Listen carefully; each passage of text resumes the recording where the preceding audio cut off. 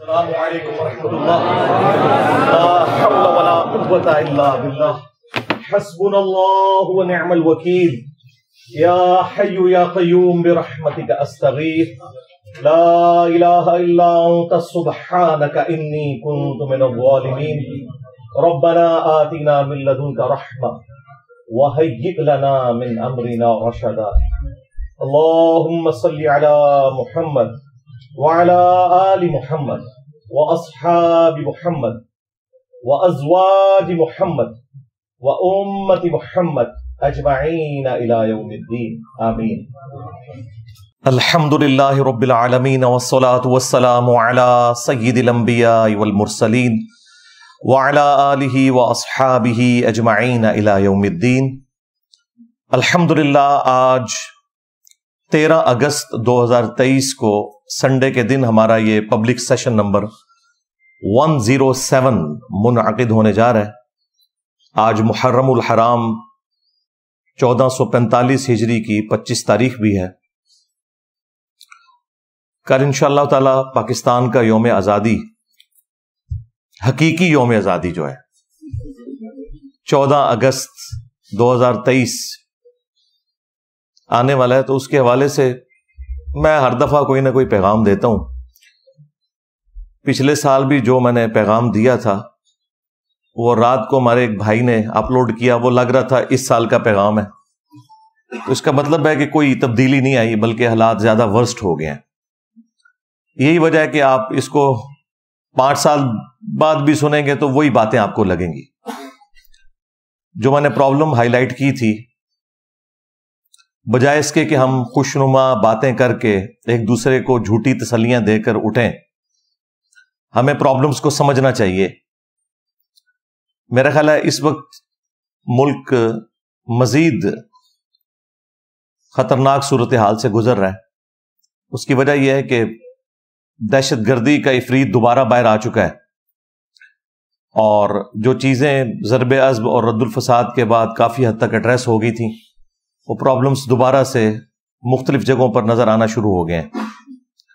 Plus Pakistan کی جو political situation ہے وہ بھی آپ کے سامنے ہے. پاکستان کے ایک جماعت کے بڑے لیڈر مسلم لیگ نون کے نواز شریف صاحب وہ باہر بیٹھے ہوئے ہیں، اور ظاہر ہے کہ انہوں نے بھی ابھی عدالتوں سے اپنے کیس فارغ کروانے ہیں تو ہی واپس آ سکتے ہیں. اور دوسری طرف ایک اور بڑی جماعت پاکستان تحریک انصاف کے جو چیئرمین ہیں وہ اٹک جیل کے اندر ہیں، اور ابھی تازہ آپ کو پتہ ہے اسمبلیاں بھی تحلیل ہو گئی ہیں، اور ایک غیر معروف شخصیت پرائم منسٹر کے عہدے کے لیے نامزد ہوئی ہیں. ان میں بس ایک ہی پازیٹیو چیز مجھے نظر آئی ہے کہ وہ بلوچستان سے ہیں. ہم بھی یہ پہلے کہتے ہیں کہ چھوٹے صوبوں کو اہمیت دینی چاہیے، صرف پنجاب کی جاگیرداری نہیں ہونی چاہیے آرمی چیف کی پوسٹ کے اوپر یا چیف جسٹس کی پوسٹ کے اوپر یا پرائم منسٹر کی پوسٹ کے اوپر. تو یہ ایک اچھا ڈیسیژن اس اعتبار سے تو ہے. باقی ظاہر ہے کہ ان کی جو پولیٹیکل تھاٹس ہیں وہ ان کے پرانے بیانات کے ذریعے میڈیا کے اوپر آ چکی ہیں، تو ان سے صرف نظر کرتے ہوئے چلے مستقبل میں جس کام کے لیے انہیں بٹھایا گیا ہے وہ اس وعدے کو پورا کریں، اور ٹائم کے اوپر انتخابات ہوں جو کہ اب آفیشلی آئین کی ساری وہ شکوں کو استعمال کرتے ہوئے فروری 2024 تک لے گئے ہیں. میں تو اس پہ بھی بڑا خوش ہوں کہ اگر فروری یا مارچ 2024 کے اندر بھی الیکشن ہو جائے، کیونکہ ہمارے دلوں میں تو وسوسے آتے ہیں کہ شاید کوئی یہ معاملہ لٹکانے والا ہو رہا ہے. تو لٹکانے سے تو فائدہ نہیں ہوگا، کیونکہ جن لوگوں کا عوام میں سٹیک نہیں ہے انہیں کوئی پرواہ نہیں ہوتی ملک کے ساتھ کیا ہو رہا ہے. جو پولیٹیکل لیڈرز ہوتے ہیں انہیں کم از کم اتنی شرم و حیا ہوتی ہے کہ ہم نے پبلک میں آ کے لوگوں کا سامنا کرنا ہے. تو ظاہر ہے کہ لوگ پھر ان کا انالیسس کرتے ہیں جو کچھ انہوں نے گورنمنٹ کے اندر رہ کے پرفارم کیا ہوتا ہے، تو لوگوں کے لیے جج کرنا آسان ہو جاتا ہے. میں نے پچھلی دفعہ بھی عرض کیا تھا کہ پاکستان کا ایک ہی بڑا مسئلہ ہے، وہ یہ ہے کہ جو لوگ اپنی ڈیوٹیز کے اوپر لگے ہوئے ہیں وہ اپنا کام کرنے کی بجائے دوسرے کاموں کے اندر انٹرسٹ فیل کر رہے ہیں. اس کی وجہ سے نہ صرف یہ کہ وہ دوسرے کاموں کو صحیح طریقے سے کر نہیں پاتے، بلکہ اپنا جو ان کا کام ہے اس کے اندر بھی وہ کمزوری کا شکار ہے. اگر ایک چیف جسٹس ہاسپٹل کے وزٹس کرنا شروع کر دے گا، ڈیم فنڈ بنانا شروع کر دے گا، اور اس چیز کی پرواہ نہیں کرے گا کہ لاکھوں کیسز اس کی عدالتوں میں رکھے میں، تو وہ ان کاموں کی طرف کیا توجہ دے گا؟ چونکہ میڈیا کے اندر آنے میں ان لوگوں کو شاید خوشی محسوس ہوتی ہے. آپ پچھلے آلموسٹ 7-8 سال سے دیکھ لیں کہ ہمارا جو 9 بجے کا خبر نامہ ہے وہ عدالت نامہ بن چکا ہوا ہے. فلاں کو بیل مل گئی، فلاں کو ملنے والی ہے، فلاں کے اوپر فلاں کیس آ گیا، فلاں جج نے یہ ریمارکس دے دیے. آج ایک پولیٹیکل جماعت کا لیڈر کوئی بات کرتا ہے، اگلے دن عدالت سے اس کا ریبٹل آتا ہے. حالانکہ ججز کا کوئی کام نہیں ہے کہ وہ کسی بھی سٹیٹمنٹ کے اوپر ریبٹل کریں، سوائے اس کے کہ جس کام کے لیے وہ بیٹھے ہوئے ہیں. جج گونگا ہونا چاہیے، وہ صرف سنتا ہے اور سن کے جج کرتا ہے، اس کے بعد وہ فیصلہ سنا دیتا ہے. یہ نہیں ہوتا کہ وہ ایک اس کو صحافت نامہ بنا کر پیش کرتا ہے اپنی عدالت کی کارروائی کو. یہ کام نہیں ہونے چاہیے، اور وہ ہو رہے ہیں مسلسل. ان ججز کو نہ تو اخباریں پڑھنی چاہیے، نہ ہی سوشل میڈیا کے ساتھ ان کا کوئی تعلق ہونا چاہیے، تاکہ یہ اپنے ضمیر کی بجائے آئین اور قانون کے مطابق فیصلہ کریں. ضمیر ان کا ظاہر ہے وہی کچھ ہے. کسی کی فیملیز نون لیگ کے ساتھ اٹیچ ہیں، کسی کی فیملیز پی ٹی آئی کے ساتھ اٹیچ ہیں. وہ قانون کو بالکل نہیں دیکھتے ہیں، اور وہ آپ کو فیصلوں میں نظر بھی آ رہا ہے. اس لیے میں نے بارہا عرض کیا ہے کہ پاکستان میں پہاڑوں کے اندر ٹنلز کھود کے وہاں پہ بہترین فیسلٹیز دے کے ان ججوں کو بٹھایا جائے، اور وہاں پہ عدالتیں لگنی چاہیے. ان ججز تک کوئی بھی اخبارات اور اس طرح کی چیزیں نہیں پہنچنی چاہیے، تاکہ یہ صحیح فیصلہ کریں. عدالت کا نظام اگر درست ہو جائے، باقی سارے معاملات خود بخود صحیح ہو جائیں گے.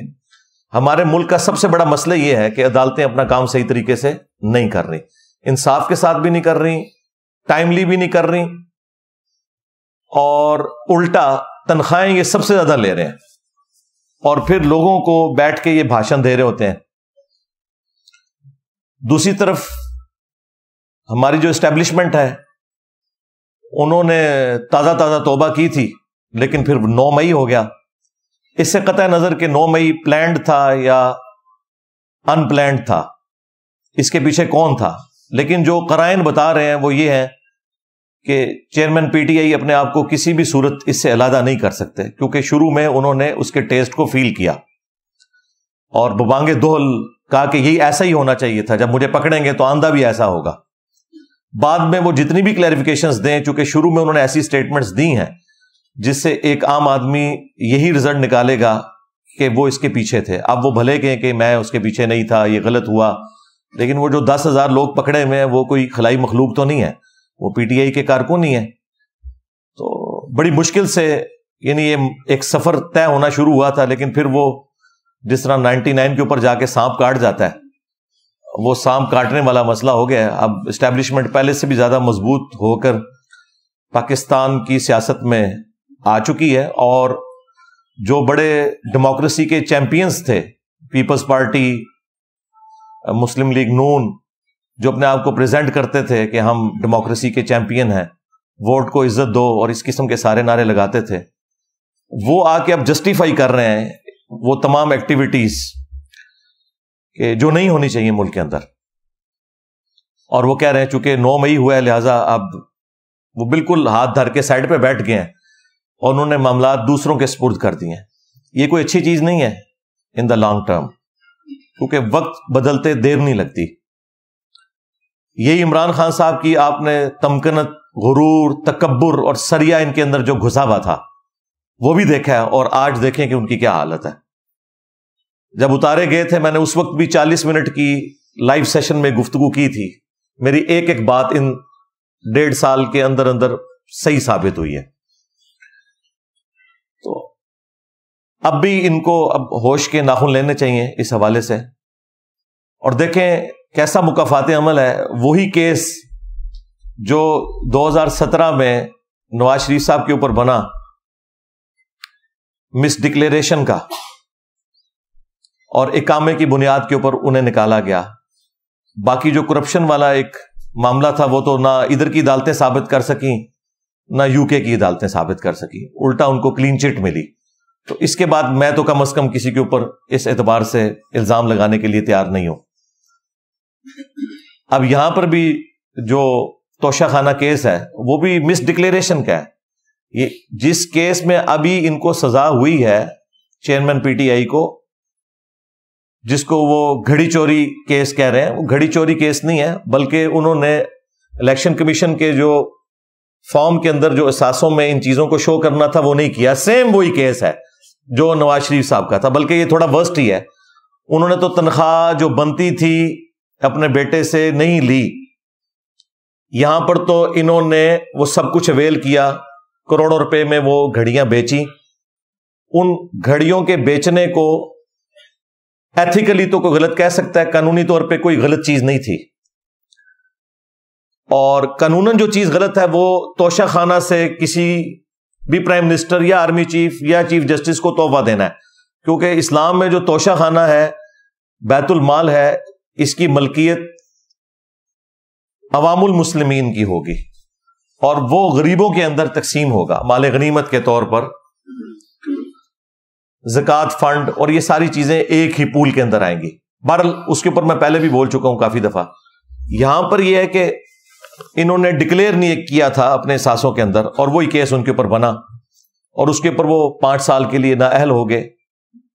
کاش عمران خان صاحب 2017 کی نواز شریف صاحب کی اس طریقے سے ہٹائے جانے کو غلط کہتے تو آج چند لوگ ان کے ساتھ بھی کھڑے ہوتے. لیکن جو لوگ نیوٹرلز ہیں، اس سے مراد عمران خان صاحب والے نیوٹرلز نہیں، اس سے مراد وہ لوگ جو غیر جانبدار ہیں، ہمارے جیسے لوگ.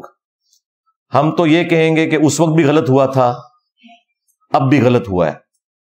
اس طرح کے قوانین بنانا جس کے ذریعے آپ اس ایکسٹریم لیول کے اوپر جا کے ڈیسیژن کریں تو یہ کوئی کفر و شرک والا معاملہ نہیں ہو گیا. اس طرح کے معاملات ہر ایک کے اندر پائے جاتے ہیں. اس طرح کے قوانین کو تھوڑا نرم کرنا چاہیے یا اس کی سینسٹیوٹی کا بتانا چاہیے. خان صاحب نے مکمل طور پہ کوئی چھپایا نہیں تھا، انہوں نے اپنے انکم ٹیکس کے جو گوشوارے جمع کروائے تھے ان میں وہ سب کچھ شو کیا ہوا تھا، آدھا کام انہوں نے کیا تھا. لیکن قانون تو آپ کو پتہ ہے اندھا ہوتا ہے، تو وہ قانون کی گرفت میں وہ آگے کہ جو الیکشن کمیشن کے پاس جمع کروائے تھے اس میں انہوں نے ڈکلیریشن نہیں کی تھی، جو قانوناً ظاہر ہے کہ جرمی بنے گا، کیونکہ اسی جرم کے اوپر ایک پرائم منسٹر سپریم کورٹ نے فارغ کیا تھا. تو وہ چیزیں پلٹ کے اسی طریقے سے واپس آ رہی ہیں. اس وقت بھی جو لوگ حکمران ہیں میں ان سے بھی ریکویسٹ کروں گا کہ آپ اس ایکسٹریم پہ آگے نہ جائیں کہ کل کو وقت بدلے اور خدا نہ خواستہ کوئی ایسے معاملات آئیں اور پھر یہ لوگ آپ سے بدلہ لے رہے ہوں. جب تک یہ لوگ اپوزیشن میں تھے اس وقت ببانگ دول کہتے تھے کہ اگر ہمیں کبھی موقع ملا تو ہم خان صاحب کے ساتھ یہ کچھ نہیں کریں گے.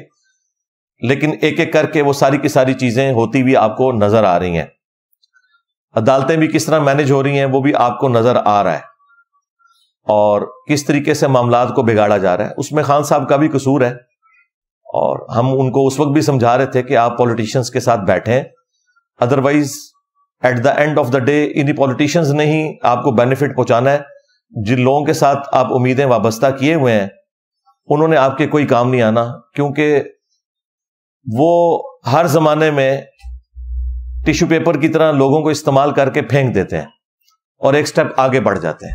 لیکن انہیں نہیں سمجھ آ رہی تھی اس وقت. جولائی میں الیکشن مل چکے تھے، بس صرف خان صاحب کو جو لوگ پھونک چڑھانے والے تھے ان میں سے ایک تحفہ ہمارے جیلم شہر کا بھی تھا جو سب سے پہلے چھوڑ گیا، اور وہ اس طرح کی روڈ لینگویج یوز کرتا تھا جلسوں میں، اور ہم اس وقت بھی کہہ رہے تھے کہ یہ آپ کو مروائے گا، یہ ریڈ لائن کو کراس کر رہا ہے. اس طریقے سے گفتگو کوئی بھی پسند نہیں کرتا، سیدھی سی بات ہے. تو وہ دیکھیں وہ سب سے پہلے ہٹا ہے، اور جس نے ساری کی ساری یہ پھونک چڑھائی تھی کہ جی دیکھی جائے گی، یہ ہو جائے گا وہ ہو جائے گا، لیکن وہ آپ کے سامنے ہے. کچھ بھی نہیں ہوتا میرے بھائی. جب برا وقت آتا ہے نا تو وہ کہتے ہیں سایہ بھی ساتھ چھوڑ جاتا ہے. ہاں آپ اچھی کاز کے لیے اپنے اصولوں پہ کمپرومائز نہ کرتے ہوئے اچھے طریقے سے چلیں، پھر اللہ تعالیٰ کی طرف سے کوئی تقدیر غالب آ جائے، جس طرح حسین ابن علی کے ساتھ ہوا رضی اللہ تعالیٰ عنہ علیہ السلام. تو اس پہ تو پھر صبر آ جاتا ہے. لیکن جب آپ غلط معاملات کو غلط طریقے سے لوگوں کے سامنے پریزنٹ کرتے ہوئے چلیں, پھر ظاہر ہے کہ آپ کے ساتھ کوئی اس طرح کی ہمدردی والا لیول پہ جا کے ہم ہمدردی نہیں کر سکتے, سوائے اس کے کہ ہم آپ کے مخالفین کو یہ سمجھائیں کہ جو کچھ آپ کے ساتھ ہوا تھا وہ کچھ آپ اپنے مخالفین کے ساتھ نہ کریں. توشہ خانہ کے حوالے سے میں نے پہلے بھی عرض کیا تھا کہ بخاری اور مسلم دونوں میں حدیث ہے, نبی صلی اللہ علیہ وآلہ وسلم نے عاملین زکوٰۃ کو, جو زکوٰۃ کے کلیکٹرز ہوتے ہیں, ان کو بھیجا وہ جا کے زکوٰۃ کلیکٹ کریں نبی صلی اللہ علیہ وآلہ وسلم کے بہاف کے اوپر. اور جب وہ واپس آتے تھے تو وہ کچھ مال بیت المال میں جمع کرواتے تھے اور کچھ اپنے پاس رکھتے تھے, بھیڑ بکریاں جو انہیں گفٹ ملی ہوئی ہوتی تھی. اور نبی علیہ السلام سے آ کے عرض کرتے تھے کہ یا رسول اللہ, یہ تو وہ ہے جو زکوٰۃ کی مد میں لوگوں نے جمع کروایا, اور یہ وہ گفٹس ہیں جو ہمیں لوگوں نے دیے. تو نبی صلی اللہ علیہ وآلہ وسلم نے فرمایا کہ تم لوگ اپنے گھروں میں جا کے اپنے ماں باپ کے پاس بیٹھو, میں دیکھتا ہوں کہ تمہیں یہ گفٹ کون دیتا ہے, یہ گفٹ تمہیں اس پوسٹ کی وجہ سے ملے, لہٰذا یہ بھی مسلمانوں کی امانت ہے, بیت المال میں جمع ہوگی. تو نبی صلی اللہ علیہ وآلہ وسلم ان گفٹس کو بھی بیت المال میں جمع کیا کرتے تھے. تو یہ پاکستان میں جو یہ قانون ہے توشہ خانہ کا کہ آپ پہلے تھا 20% دے کے, پھر بنا 50% دے کے اس کی مالیت, اور اس کو آپ ریٹین کر سکتے ہیں لیکن بیچ نہیں سکتے. نہ تو ریٹین کر سکتے ہیں نہ بیچ سکتے ہیں, یہ آپ کی ملکیت ہی نہیں ہے, کیونکہ پرائم منسٹر آف پاکستان ایک پوسٹ ہے, اس پوسٹ کو ملا ہے یہ گفٹ, نہ کہ یہ نواز شریف صاحب کو ملا ہے یا عمران خان صاحب کو ملا ہے, اس پوسٹ کی وجہ سے ملا ہے, ورنہ تو باقی لوگوں کو بھی مل رہے ہوں گفٹ. اس لیے یہ تو قانون ہی ویسے ہی چینج ہونا چاہیے. اب اس طرح کے معاملات کے بعد تو اس کے اوپر نظر ثانی کرنی چاہیے. دوسری بات میں سمجھتا ہوں ہمیں اب مان لینا چاہیے کہ ہم ایز اے نیشن انکمپیٹنٹ ہیں. جب تک ہم یہ چیز نہیں مانیں گے اس وقت تک ہم لرن نہیں کر سکتے. ویسے ہم ملی ترانوں کے ذریعے اپنے آپ کو بڑا کر کے پریزنٹ کریں, لیکن یہ حقیقت بات ہے کہ دنیا بہت آگے نکل چکی ہے اور ہم بہت پیچھے رہ گئے. ایون آپ گیمز میں بھی دیکھ لیں, جن گیمز کے اندر ہمیں بڑا ایک فخر تھا کہ نیچرل ٹیلنٹ اویلیبل ہے ہاکی کی گیم کے اندر, وہ بھی آپ دیکھ لیں کہ ہمارا کیا حشر ہو گیا, کیونکہ دنیا نے اس کو سائنٹیفک انداز میں لے کے چلنا شروع کیا اور ہم وہی پرانے اپنے معاملات کو اس طریقے سے لے کے چل رہے تھے تو پیچھے رہ گئے. تو انکمپیٹنسی بھی ہے, پراپر بندہ جو پراپر جاب کے اوپر ہونا چاہیے وہ نہیں ہے. ایٹ لیسٹ 3 بڑے جو عہدے ہیں نا, ایک پرائم منسٹر کا عہدہ, دوسرا چیف جسٹس کا عہدہ اور تیسرا آرمی چیف کا عہدہ, ان 3 عہدوں کے اوپر امین قسم کے لوگ جو اس فیلڈ کے اندر ایکسپرٹیز بھی رکھتے ہوں اور ان کے اندر ول بھی ہو کام کرنے کی, وہ ہونے چاہیے. نچلے والے معاملات پھر بعد میں آہستہ آہستہ درست ہوں گے, وہ اچانک نہیں درست ہوتے. میں تو اس مت کو بالکل نہیں مانتا کہ اوپر کوئی صحیح بندہ آ جائے تو نیچے سب کچھ صحیح ہو جائے گا. ایسے ہو ہی نہیں سکتا. نیچے گراس روٹ لیول کے اوپر جتنی خرابی ہے اس کو اوپر بیٹھا ہوا بندہ حل نہیں کر سکتا. وہ صرف قانون بنا سکتا ہے, تھوڑی سزائیں سخت کر سکتا ہے, لیکن وہ نیچے تک اس کے اثرات پہنچتے ہوئے کافی ٹائم لگتا ہے. لیکن طریقہ یہی ہے کہ اوپر سے رولز بن کے اور معاملات آہستہ آہستہ چلنے چاہیے, لیکن وہ ہمیں نظر نہیں آتا. یہاں پر ہر کوئی میڈیا میں ان رہنے کی کوشش کرتا ہے, پاور کو اپنے ہاتھ میں رکھنے کی کوشش کرتا ہے. پہلے پاکستان میں صرف طاقت جو ہے وہ اسٹیبلشمنٹ کے پاس تھی اور مولوی ان کے اعلی کار ہوا کرتے تھے, ایک دوسرے کے بینیفیشری ہوا کرتے تھے. پھر جب افتخار محمد چودھری صاحب کے بعد عدالتیں ذرا ڈومیننٹ ہو کے سامنے آئیں تو اب ملک میں 2 پاورز ہیں, ایک عدلیہ اور دوسری اسٹیبلشمنٹ, اور یہ آپس میں ایک دوسرے کو فائدہ بھی پہنچاتے ہیں اور بعض اوقات اپنے مفادات کی خاطر ایک دوسرے کے خلاف بھی کھڑے ہو جاتے ہیں, اور ہم خواہ خوش ہو رہے ہوتے ہیں کہ یہ ڈیسیژن ہو گیا, وہ ہو گیا, حالانکہ یہ اپنے مفادات کو ہی دیکھ کے چل رہے ہوتے ہیں. لیکن ڈیموکریٹک ویلیوز کے اندر, ڈیموکریسی کے اندر تو اصل طاقت تو عوام کے پاس ہونی چاہیے. لیکن میں ڈیموکریسی وہ بات کر رہا ہوں جو اسلامک ڈیموکریسی ہے قرآن و سنت کے دائرے کے اندر, وہ کفر والی ڈیموکریسی کی بات نہیں کر رہا. یہ میں وہ بات کر رہا ہوں جو امرہم شورا بینہم قرآن میں ہے, مسلمانوں کے آپس کے معاملات مشورے سے طے ہوں گے، حلال کے دائرے کے اندر۔ حرام کے معاملے میں نہ تو کوئی ووٹنگ ہوگی، نہ کسی کا ڈیسیژن ہوگا، وہ قرآن و سنت کو فائنل اتھارٹی مانا جائے گا۔ تو وہاں پر پارلیمنٹ کو ایک سپریم ہونا چاہیے، لیکن وہ پارلیمنٹ آپ کے سامنے ہے۔ یہ آپ دیکھیں آخری دنوں میں انہوں نے تھوک کے حساب سے بل پاس کیے ہیں، جو اصل کرنے کا کام تھا نا وہ انہوں نے آخری دنوں میں کیا ہے، اور جس طریقے سے کیا ہے پتہ نہیں وہ کیا قانون انہوں نے پاس کیے ہیں، کس کے کہنے کے اوپر کیے ہیں۔ یہ وہی کام ہے جو مولوی کرتے ہیں کہ 8 سال کے درس نظامی کے کورس میں 7 سال تک شیخ سعدی کا کلام پڑھاتے رہتے ہیں، فارسی کے معاملات سکھاتے رہتے ہیں، اور آخری سال جا کے دورہ حدیث کروا دیتے ہیں۔ اس لیے وہ پہلے ہی ان کا وہ سارے کا سارا ٹائم ضائع ہو چکا ہے، اب دورہ حدیث نے ان کے اوپر کیا فرق ڈالنا ہے۔ یہ ہماری پارلیمنٹ نے بھی یہی کیا ہے کہ 4.5 پونے 5 سال تک یہ لوگ اپنا ٹائم ایک دوسرے کے خلاف بیان بازیوں میں دیتے رہے ہیں، اور آخری دنوں میں آ کے انہوں نے قانون پاس کیے ہیں۔ اب کوئی پتہ نہیں، نہ ان قوانین کے اوپر کوئی بحث ہوئی ہے، اب اس کا رزلٹ کیا نکلنا ہے، اور بعد میں وہ قوانین کس کے لیے استعمال ہونے ہیں، ایک دوسری جماعتوں کو نیچا کرنے کے لیے، پولیٹیکل لیڈرز کو اندر ڈالنے کے لیے۔ تو اللہ ہی بہتری کرے۔ بہرحال اس وقت میں سمجھتا ہوں سب سے بڑی ذمہ داری ہمارے آرمی چیف کے اوپر ہے، اور یہ میں کوئی خوشی سے نہیں کہہ رہا، ایسا ہونا تو نہیں چاہیے۔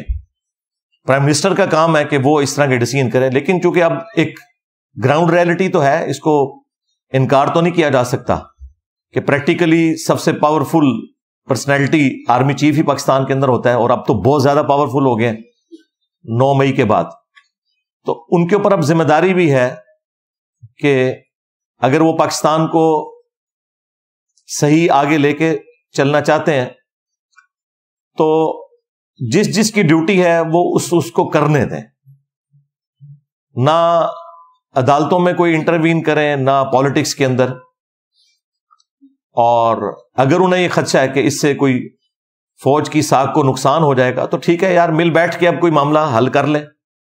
سارے بڑے بیٹھے ہیں، پولیٹیکل لیڈرز بیٹھے ہیں، سارے بڑے، چیف جسٹس کو بٹھا لیں اور آرمی چیف بیٹھ جائیں اور کوئی معاملے کو طے کریں کہ اب آگے ہم نے چلنا کیسے ہے۔ میرا خیال ہے کہ جتنے پولیٹیکل لیڈرز ہیں ان میں سے مجھے سب سے اچھا ویژن شاہد خاقان عباسی صاحب کا لگا۔ پی ٹی اے والوں کو تو آج کل ویسے وہ اچھے لگنا شروع ہو گئے ہیں، جس وقت ہم ان کی تعریف کرتے تھے اس وقت یہ ہمیں گالیاں نکالتے تھے۔ آپ 8 سے 1.5-2 سال پہلے کی بھی ان کی گفتگو سنیں، اور دوسرے وہ جو ایک پیپلز پارٹی چھوڑ گئے، کیا نام ہے ان کا، مصطفیٰ نواز کھوکر صاحب، یہ حالانکہ یہ لبرلز ہیں، خیر خاقان عباسی صاحب تو ایک مذہبی آدمی ہے، لیکن ماشاءاللہ یہ رول آف لا پہ چلنے والے لوگ ہیں۔ یہ جو باتیں کر رہے ہیں، میں ان کے کاموں کی بات نہیں کر رہا، وہ باتیں ماشاءاللہ بہت اچھی کر رہے ہیں، اور وہ 2-2.5 سال پہلے بھی کہہ رہے تھے کہ جب تک ہم یہ طے نہیں کرتے نا کہ ہم نے مستقبل میں کرنا کیا ہے، تو آپ الیکشن بھی کروا لیں، پھر وہی چوچو کا مربع ہی بننا ہے، اور وہی حالات و واقعات بگڑتے چلے جائیں گے۔ اور یہ میں ان کو سیکنڈ کرتا ہوں کہ بالکل انہوں نے ٹھیک کہا تھا۔ جب تک، یعنی اب وہ ایک مثال سمجھانے کے لیے دی جاتی ہے کہ جب تک کتے کو کنویں سے نہ نکالیں تو 20 ڈول نکالنے کیا، آپ 2000 ڈول بھی نکال لیں تب بھی وہ پانی پاک نہیں ہوگا۔ تو یہ اصل جو ایشوز ہیں ان کو ایڈریس کیا جائے۔ ہماری انکمپیٹنسی کا مسئلہ ہے، یہ ہمیں ماننا چاہیے، اور خبروں میں رہنے کا شوق، اس کی وجہ سے دوسرے کے کاموں میں جا کے لچ فرائی کرنا، یعنی کہ لچ تلنا، تو یہ ساری کی ساری چیزیں اس وقت اس نے پوری قوم کو پریشان کیا ہوا ہے، سیدھی سی بات ہے۔ اب 14 اگست کے اوپر آپ دیکھیں جس طریقے سے ایک غیر اعلانیہ ایک خاص پولیٹیکل جماعت کا کریک ڈاؤن کیا جا رہا ہے، اس طرح کرنے سے کوئی مسئلے حل تو نہیں ہونے۔ اور دیکھیں، میں اگر اس جماعت کی فیور میں بات کر رہا ہوں تو سب سے زیادہ کرٹک بھی میں اس جماعت کا رہا ہوں، ان کے چیئرمین کا رہا ہوں، سوائے ان چند باتوں میں جو اچھی تھی میں سپورٹ بھی کرتا تھا۔ تو اب بھی میں یہ بات کروں گا کہ یہ کوئی طریقہ نہیں ہے، اس طرح کرنے سے پرابلمز حل نہیں ہونے، مزید بگڑیں گے، کیونکہ جب آپ پولیٹیکل لیڈرز کو اس طرح اندر کرتے ہیں تو آپ ان کی پولیٹیکل تھاٹس تو بدل نہیں سکتے، کیونکہ ان کے لیے سب کچھ وہی ہوتا ہے۔ عمران خان صاحب 1000 یو ٹرنز لے لیں، لیکن یہ یو ٹرن وہ نہیں لیں گے کہ ملک چھوڑ کے چلے جائیں، یہ ایک ہی چیز بچی ہے جس کے اوپر وہ قائم ہے. باقی تو اللہ کے فضل سے جو بھی انہوں نے بات کی 180 ڈگری اس کے چلے. ہاں, یو ٹرن کے نام کے اوپر. ہم تو اس کو غلط سمجھتے ہیں. لیڈر کی زبان پکی ہونی چاہیے. لیکن یہ میں آپ کو بتا دوں کہ یہ ایک ایسی چیز ہے, اگر یہ اس سے پیچھے ہٹیں گے نا تو پھر ان کا ساتھ کوئی بھی ان کا محبت کرنے والا اٹیچ نہیں رہے گا. لہٰذا یہ تو آپ چیز بھول جائیں کہ وہ ملک چھوڑ کے جائیں گے. انہوں نے ادھر ہی رہنا ہے, چاہے جیل کے اندر رہیں چاہے باہر رہیں, ہاؤس اریسٹ ہو کے, ملک تو وہ نہیں چھوڑیں گے. لہٰذا اس طرح کی کوئی کوشش کرنا تو یہ تو غلط چیز ہے. اور باقی ان کے ساتھ کے لوگ ظاہر ہے ان کو تو اور بینیفٹس بھی مل جائیں گے. خان صاحب کے پاس بس یہ ایک چیز بچی ہے تو ظاہر ہے کہ وہ اپنی اس کاز کے لیے اپنی جان دے دیں گے. آپ دیکھ لیں ہٹلر کو بھی اینڈ پہ اس نے بنکر میں اپنے آپ کو خود گولی مار لی تھی, لیکن اس نے سرنڈر نہیں کیا. یہ میں نے آپ کو مثال اس لیے دی کہ جو لوگ اپنی زبان کے ذریعے اور گفتگو کے انداز کے ذریعے اتنی زیادہ پبلک کو اپنے ساتھ لگا لیتے ہیں تو ان کے پاس پھر الٹیمیٹلی جو وہ سو کالڈ عزت سمجھتے ہیں وہ ان کے پاس موجود ہوتی ہے, وہ اسے گنوانا نہیں چاہتے. تو یہ تو خیر ایک ورسٹ مثال تھی. مسولینی کی مثال آپ دیکھ لیں, اس کو تو پھر پھانسی پہ لٹکایا گیا تھا. وہ بھی اسی طریقے سے عوام کو اپنی تقریروں کے جال میں پھنسائے ہوئے تھا. خان صاحب کا معاملہ ایگزیکٹلی ویسا تو نہیں ہے, لیکن کچھ چیزیں کامن ہیں دونوں طرف. تو میرا خیال ہے کہ ایسا کوئی معاملہ کرنا نہیں چاہیے کہ جس کی وجہ سے ملک میں حالات مزید بگڑ جائیں. اور پہلی دفعہ ہم دیکھ رہے ہیں کہ فوج کے اندر بھی ایک ایسی ڈویژن نظر آ رہی ہے جو نہیں ہونی چاہیے, کیونکہ پاکستان کی یونٹی کی علامت جو ہے وہ پاکستان کی فوج ہے. آپ لوگوں کو تو شاید اس چیز کا احساس نہ ہو. میرے جیسا بندہ جو سب سے زیادہ کرٹک ہے فوج کی انوالومنٹ پالیٹکس کے اندر, 2013 سے لے کے آج تک میری ویڈیوز آپ دیکھیں, جس زمانے میں ان کی پالیسی نہیں تھی کہ ہم اے پولیٹیکل ہیں, اس زمانے میں بھی میں کہتا تھا کہ یہ غلط ہے. اب تو وہ خود کہتے ہیں ہمیں پالیٹکس میں نہیں آنا چاہیے, اگرچہ وہ مکمل طور پہ اپنے آپ کو نکال بھی نہیں پا رہے مجبوری کی وجہ سے. اور 9 مئی تو ان کے ہاتھ میں ایک ہتھیار آ گیا. تو میں اس وقت بھی یہ کہتا تھا, لیکن ایک بات آپ لوگ سمجھ لیں کہ پاکستان میں اگر سب سے آرگنائز کوئی ادارہ ہے جو پاکستان کی یونٹی کی علامت ہے تو وہ فوج ہی ہے. اس چیز کا احساس جو لوگ باہر ہیں ان کو تو نہیں ہوگا, جو اندر ہیں ان کو اس چیز کا احساس ہے کہ پاکستان میں کراچی سے لے کر خیبر پختونخوا تک یا بلوچستان کے آپ سرحدی علاقوں میں چلے جائیں, سب جگہ پہ اگر کوئی کامن بانڈ ہے نا پاکستان کی نیشن کا تو وہ فوج ہے. کیونکہ سیکیورٹی کو فوج دیکھ رہی ہوتی ہے. پاکستان کے ایٹامک انرجی کے اداروں کی ساری سیکیورٹی فوج کے پاس ہے. پاکستان کا سارے کا سارا سینسٹیو اسلحہ فوج سیکیورٹی کو دیکھ رہی ہوتی ہے. ایون ہماری جو سائٹس کے اندر بھی سیکیورٹی ہے وہ بھی فوج کے پاس ہوتی ہے, اور بڑی مشقت والی زندگی وہ گزار رہے ہوتے ہیں. پورا دن سخت گرمیوں کے اندر آپ پہاڑوں کے اندر جہاں پہ ہیومیڈیٹی کا لیول بھی بہت زیادہ ہو, اور آپ پوسٹوں کے اوپر بیٹھ کے اے سی والے کمروں میں نہیں, عام پوسٹوں پہ بیٹھ کے پورا دن ڈیوٹی کریں, اور جب تھکے ہارے رات کو اپنے کمرے کے اندر آئیں تو اس کمرے سے کبھی کوئی سانپ نکل رہا ہو, کوئی بچھو نکل رہا ہو, تو یہ تو نارمل ہے. یہ تو چیزیں میں نے خود آبزرو کی ہیں, میں نے بھی سائٹس پہ کئی دفعہ راتیں کاٹی ہیں. ہم تو چونکہ آفیسر رینک کے تھے, ہم تو ریسٹ ہاؤسز کے اندر ٹھہرتے تھے, لیکن مسجد میں تو ملاقات ہو جاتی تھی, تو اس طرح کی ساری باتیں پتہ چلتی تھی کہ آج ہمارے ڈرائیورز کے روم سے بھی سانپ نکل آیا, فوجیوں کے اس کمرے سے بھی نکل آیا. تو مجھے وہاں جا کے اس چیز کا زیادہ احساس ہوا کہ باہر بیٹھ کے یعنی اس طرح باتیں کرنا یہ آسان ہے, لیکن پریکٹیکلی معاملات کو لے کے چلنا یہ بڑا مشکل ہے. اور ظاہر ہے کہ جو لوگ کرٹیسزم کر رہے ہوتے ہیں اسٹیبلشمنٹ کے اوپر, وہ ظاہر ہے ان فوجیوں پہ تو نہیں کر رہے ہوتے جو بارڈر کے اوپر قربانیاں دے رہے ہیں. عام حالت میں بھی بارڈرز کے اوپر سانپ کے کاٹنے سے فوجی ریگولرلی شہید ہوتے رہتے ہیں, لیکن وہ خبریں اس طریقے سے میڈیا میں نہیں آ رہی ہوتی, وہ نارمل ایک چل رہے ہوتے ہیں معاملات.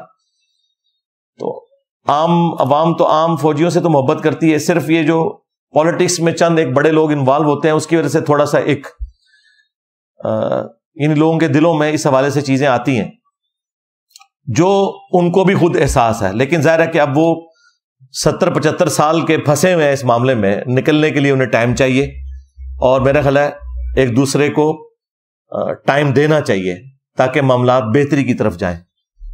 14 اگست کے اوپر 2023 میں یہ ساری باتیں ہم کر رہے ہیں, 8 سے سال پہلے بھی کر رہے تھے, اس سے بھی 1 سال پہلے کر رہے تھے. ہمارا کام صرف اتنا ہی ہے کہ ہم نے اپنی زبان کے ذریعے جہاد کرنا ہے اور اپنے بڑوں تک اپنے میسج کو پہنچانا ہے کہ بھائی اپنے آپ کو سدھارو, خدا کے لیے نیشن کی فکر کرو. ہماری اکانومی کس لیول کے اوپر جا کے گر گئی ہے, اور ہم IMF سے, اپنے دوست ملکوں سے قرضے لینے کے چکروں میں پڑے رہتے ہیں. اس سے کوئی مسئلہ حل نہیں ہونا. پاکستان کی اکانومی کو اگر آپ نے اٹھانا ہے تو اس کے لیے سب سے زیادہ ضروری چیز یہ ہے کہ ٹیکس کی کلیکشن صحیح ہو. یہ ایک ہی مسئلہ ہے پاکستان کی اکانومی کے ساتھ کہ ٹیکس کی کلیکشن بالکل فیئر نہیں ہے, بلکہ ہے ہی کوئی نہیں ہے. آپ جن ڈاکٹرز کے پاس علاج کروانے کے لیے جا رہے ہیں اور وہ 1500, 2000, 3000 فیس لیتے ہیں, اور آپ کو پرچیوں کے اوپر وہ نمبر بنا کے دے رہے ہوتے ہیں. اگر آپ وہ کیلکولیٹ کریں تو میں آپ کو جیلم شہر, چھوٹا سا شہر ہے, اس کے اندر درجنوں ڈاکٹرز ایسے بتا سکتا ہوں جو لاکھوں کی نہیں ملینز کی دیہڑیاں لگا کے اٹھتے ہیں, لیکن ٹیکس ان کا کوئی نہیں ہے. ٹیکس بیچارہ صرف سرکاری ملازم دے رہا ہے, یا ایک عام غریب آدمی جب پیٹرول بھرواتا ہے تو اس سے زبردستی وہ ٹیکس لے لیا جاتا ہے پیٹرول کی مد میں یا صابن کی ٹکیا کے اوپر, جو انڈائریکٹ ٹیکسز ہیں سیلز ٹیکس کی فارم میں. باقی جو یہ بڑے لوگ ہیں جن سے ٹیکس کلیکٹ ہونے چاہیے, وہ تو آپ نے شبر زیدی کا انٹرویو شاہ زیب خان زادہ کے ساتھ سن لیا. میرا خیال ہے وہ ایک انٹرویو نا پوری پاکستانی نیشن کو دیکھنا چاہیے تاکہ انہیں پتا چلے کہ آپ کا پرابلم کیا ہے. کہ سارے پولیٹیشنز ایک ہیں ٹیکس چوری کرنے کے معاملے میں, خواہ وہ PTI سے تعلق رکھتے ہیں, خواہ وہ مسلم لیگ سے تعلق رکھتے ہیں, خواہ پیپلز پارٹی سے. گورنمنٹ کسی کی بھی ہو, جب بھی ٹیکس لگنے شروع ہوتے ہیں تو یہ سارے اکٹھے ہو کے پہنچ جاتے ہیں. اور وہ شبر زیدی صاحب تو خود چیئرمین PTI کے بڑے چاہنے والے بھی ہیں, اسٹیبلشمنٹ کے بھی بندے ہیں, ان کے بھی چاہنے والے ہیں. لیکن انہوں نے جو باتیں کی ہیں نا وہ بڑی لاجیکل فٹ ان بیٹھتی ہیں. اس وقت کے اگر آپ بیانات نکال کے دیکھیں اس میں انہوں نے خان صاحب کی تعریفیں بھی کی ہیں, لیکن جو خان صاحب کمپرومائز کرتے تھے معاملات میں اس کو بھی انہوں نے ایڈریس کیا. اور جو ایکس آرمی چیف تھے باجوہ صاحب, ان کا بھی ذکر کیا کہ انہوں نے فل سپورٹ کیا, لیکن جب DHA کے اوپر ٹیکسز کی باری آئی تو انہوں نے کہا یار ہاتھ اولا رکھ, میرے بندے میں تو وچ کر رہا میں. تو بس وہی بات ہے کہ ہر بندے دے وچ اپنے فالوورز آ جاندے نے. ہاں, یہ فالوورز بہت خطرناک ہوتے ہیں, بلکہ خطرے ناک ہوتے ہیں. تو پاکستان کا سب سے بڑا مسئلہ ٹیکس کلیکشن ہے. یہ ٹیکس کلیکشن نہیں ہوگی, آپ جتنے مرضی قرضے لے لیں, جو مرضی کر لیں, آپ کی اکانومی نہیں اٹھنی, کیونکہ یہاں پہ لوگ کمائی کر رہے ہیں لیکن ملک کو دے کچھ نہیں رہے. اور پھر کہتے ہیں جی ملک نے ہمیں کیا دیا ہے. مجھے 3-4 دن پہلے ہمارے ایک ٹیم ممبرز میں سے بھائی تھے, تو میں نے یہ وہ جھنڈا لگایا ہوا پاکستان کا, تو مجھے کہتے ہیں میں نے بھی خریدا ہوا لیکن میں نے سائڈ پہ رکھ دیا ہے, اس ملک نے ہمیں دیا ہی کیا ہے. میں نے کہا یار یہ ملک کو پوچھنا چاہیے کہ تم نے ہمیں کیا دیا ہے. ملک نے تو وہ کچھ آپ کو دیا ہے کہ جو آپ سوچ نہیں سکتے. یعنی میں آج اس ایک بڑے منصب کے اوپر اللہ تعالیٰ نے مجھے پہنچایا ہے. صدیوں میں بہت کم لوگ ہیں جن کو اس لیول کا عروج ملتا ہے. تو ظاہر ہے سب کچھ میں نے ادھر سے ہی حاصل کیا ہے, ادھر ہی میری تعلیم ہوئی ہے, ادھر سے ہی میں نے سب کچھ سیکھا ہے, سب کچھ لرن کیا ہے. میں باہر کے کسی ملک سے تو پڑھ کے نہیں آیا, میری جتنی ایجوکیشن ہے وہ ملک کے اندر ہے. تو ہم نے دیکھنا ہے کہ ہم نے ملک کو کیا دیا ہے. کیا ہم ٹیکس دے رہے ہیں پورا؟ تو بالکل نہیں, سوائے وہ فورن کمپنیاں جو یہاں کے کاروبار کر رہی ہیں, اور وہ بھی صرف گوروں کے سسٹم کی وجہ سے اس کو فالو کرتے ہوئے وہ ٹیکس دے رہی ہیں. باقی یہاں کی لوکل کمپنیاں یا لوکل جو برانڈز ہیں وہ کیا آپ کو ٹیکس دے رہے ہیں. KFC والے آپ کو ٹھیک ہے وہ چٹ نکال کے دیں گے ہر چیز کی, وہ ایک پورا ریکارڈ بن رہا ہے, وہ ٹیکس ان کا جاتا ہے گورنمنٹ کے کھاتے میں. لیکن کیا یہی کچھ باقی کمپنیاں بھی کر رہی ہوتی ہیں؟ آپ کے یہاں تو پاکستان کے آلموسٹ سارے شہروں سے دور دراز سے بھی لوگ آئے ہوئے ہیں. آپ دیکھیں کہ آپ کے شہروں میں سویٹس کی کوئی دکان ہوگی, ہاسپٹلز ہوں گے پرائیویٹ, اسی طریقے سے یہ کھانے پینے کی جو دکانیں ہیں, یہ فلودہ, آئس کریم, جو ملینز کی دہاڑیاں لگا کے اٹھتے ہیں, جو بڑے بڑے ہیں, آپ دیکھیں ان کا کوئی ریکارڈ موجود نہیں ہے. آپ پیسے دیتے ہیں اور چیز لے لیتے ہیں, کوئی آپ کو بل نہیں پکڑاتے, یا کوئی دے گا بھی تو بل نہیں ہوتا, ایک پرچی کے اوپر لکھ دیتے ہیں یہ ٹوکن نمبر, اور وہ ٹوکن نمبر بھی ایسا نہیں ہے کہ اس کا کوئی ریکارڈ ہے پیچھے. نہیں, وہ جب وہ ریکارڈ ہی نہیں ہے تو وہ کہاں سے ٹیکس دیں گے میرے بھائی؟ کھا رہے اسی ملک سے ہیں, اور پھر کہتے ہیں کہ ملک نے دیا کیا ہے. ملک نے یہ دیا ہے کہ آپ آزادی کے ساتھ یہاں کاروبار کر رہے ہیں. آج پاکستان کی پولیس، عدلیہ، فوج ختم کر دیں تو مجھے یہاں پہ کوئی دکان بھی کھول کے بتائے. یہ آپ جو آزادی سے دکان کھول کے صبح کے وقت سے لے کے شام تک پاکستانیوں سے پیسے لوٹتے ہیں کاروبار کی شکل میں اور ٹیکس نہیں ادا کرتے، اور آپ کہتے ہیں ملک نے کیا دیا ہے؟ ملک نے یہ دیا ہے کہ آپ آزادی سے کر رہے ہیں، ادروائز ہر دکاندار کو اپنے 10 باڈی گارڈ رکھنے پڑے، ان کے پیسے دینے پڑے. پھر ملک نے یہ دیا ہے کہ آپ گھر سے جس سڑک پہ ڈرائیو کر کے اپنی شاپ پہ آتے ہیں، یہ سڑک بھی ملک نے آپ کو دی ہوئی ہے. تو یہ سارے کے سارے معاملات ٹیکسز کے ذریعے چلتے ہیں نا. پولیس کا نظام، عدلیہ کا نظام، سرکاری جتنے بھی ملازمین ہیں ان کی تنخواہیں کس نے دینی ہے؟ ٹیکسز کے ذریعے ہوں گی، کیونکہ ہم فیسلٹیز اویل کر رہے ہیں نا، تو اس کے اگینسٹ ہم نے ٹیکس تو دینا ہے.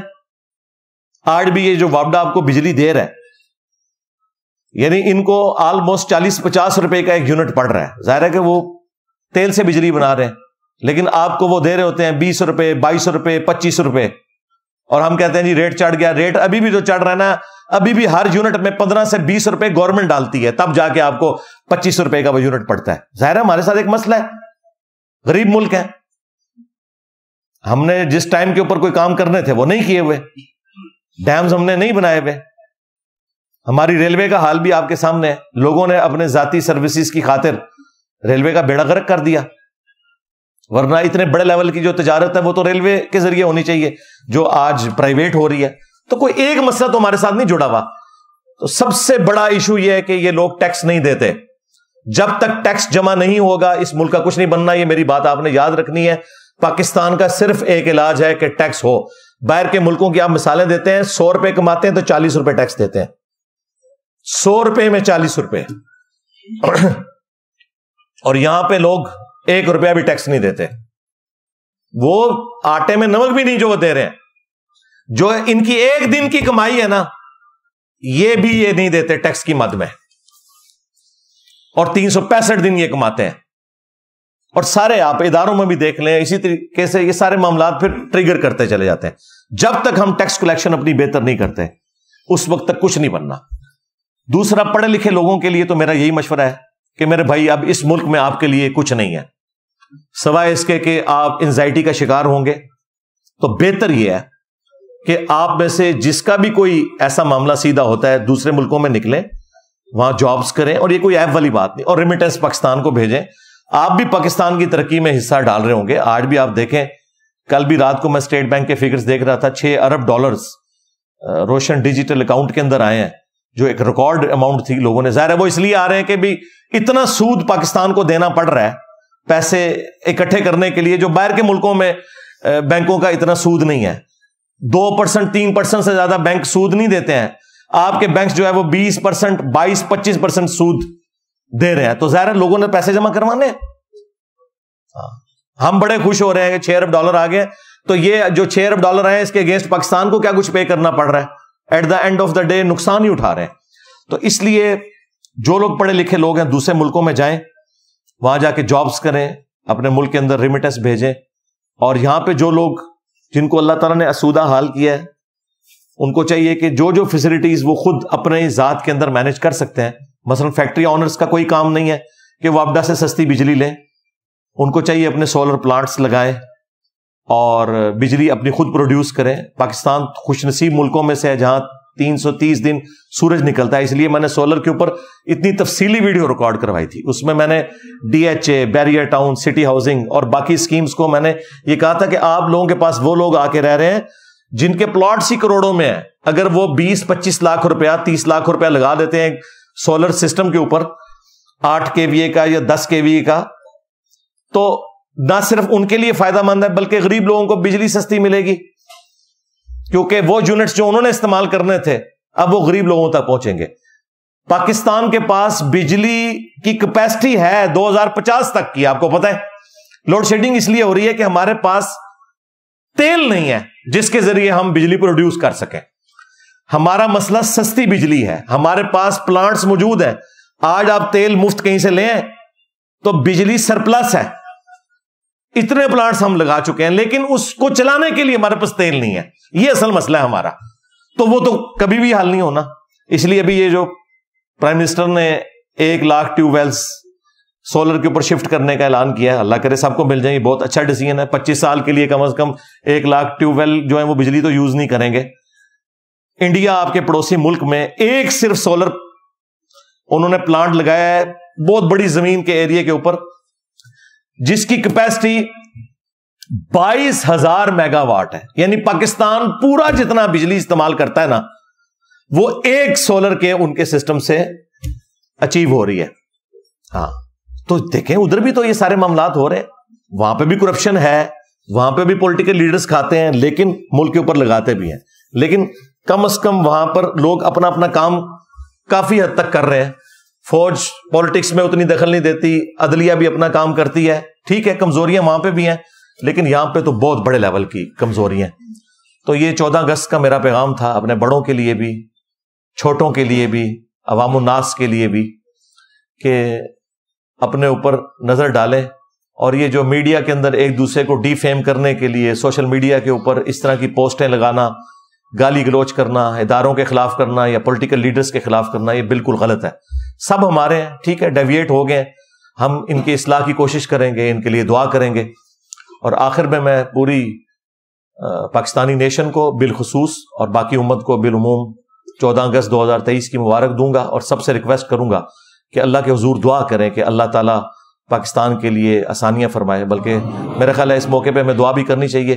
اللہم انی اسألک بانک انت اللہ لا الہ الا انت الاحد الصمد الذی لم یلد ولم یولد ولم یکن لہ کفوا احد والہکم الہ واحد لا الہ الا هو الرحمن الرحیم الف لام میم اللہ لا الہ الا هو الحی القیوم اللہم صلی علی محمد وعلی آل محمد اللہم ربنا آتنا فی الدنیا حسنہ وفی الآخرة حسنة وقنا عذاب النار ربنا آتنا من لدنک رحمہ وہیئ لنا من امرنا رشدا اللہم احسن عاقبتنا فی الامور کلہا واجرنا من خزی الدنیا وعذاب الآخرہ.